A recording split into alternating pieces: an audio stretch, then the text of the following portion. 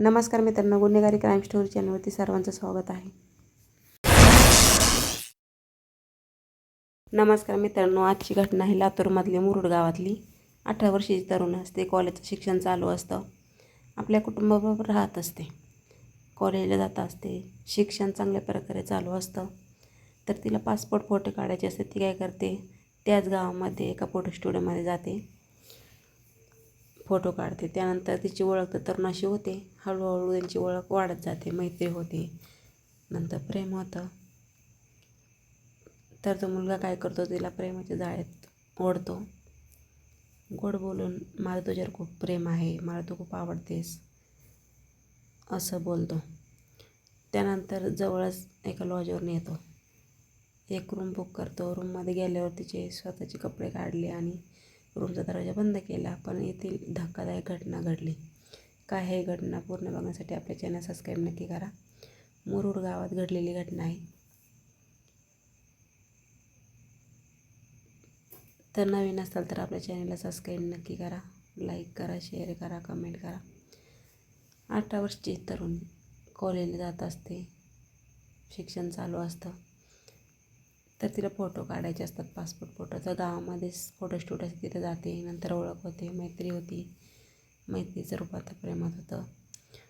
तर तो तरुण काय करतो, तिला फसवतो आणि लॉजमध्ये नेतो. रूम बुक करतो. नंतर दरवाजा बंद करतो आणि चुकीचं कृत्य करतो. त्या मुलीला काय करतो, दारूमध्ये गुंगीचं औषध देतो. त्यामुळे तिला नशेमध्ये असते. तिला काय घडतं हे समजलंच नाही. त्या तरुणाने या संधीचा फायदा घेतला आणि मोबाईलवर सगळं रेकॉर्ड केलं. तरुणी जेव्हा शुद्धीवर आली तेव्हा त्या तरुणाने तिला धमकी दिली की जे झालं ते कोणाला सांगू नको, तुझा व्हिडिओ आहे माझ्याकडं, तू जर कोणाला सांगितलं तर मी व्हिडिओ सोशल मीडियावर टाकेल, व्हायरल करेल. आता ती घाबरून जाते. ती कोणालाच काही सांगत नाही. तो काय करतो, तिला वारंवार धमकी देतो आणि रूमवर बोलवतो आणि चुकीचं वर्तन करत असतो. असं बरेच दिवस चालत असतं. तरुणी काय करते, वडिलांना सोशल मीडियावरच्या मुलीचा तो व्हिडिओ दिसला. हा व्हिडिओ पाहून ते हादरले. त्यांनी मुलीला विचारलं. तिने सगळं सांगितलं. तिची फसवणूक झाली, तिला दारू पाजली, गुंगीचं औषध दिलं. वडील काय करतात, तात्काळ पोलीस स्टेशनला जातात आणि कंप्लेंट करतात. त्यांचं जे कुटुंब आहे ते मूळचं बंगालचं असतं. ते कामासाठी मुरुडला आलेले असतात. आपली मोलमजुरी करून त्यांचं घर चालत असतं. मुलगी कॉलेजला शिक्षण घेत असते.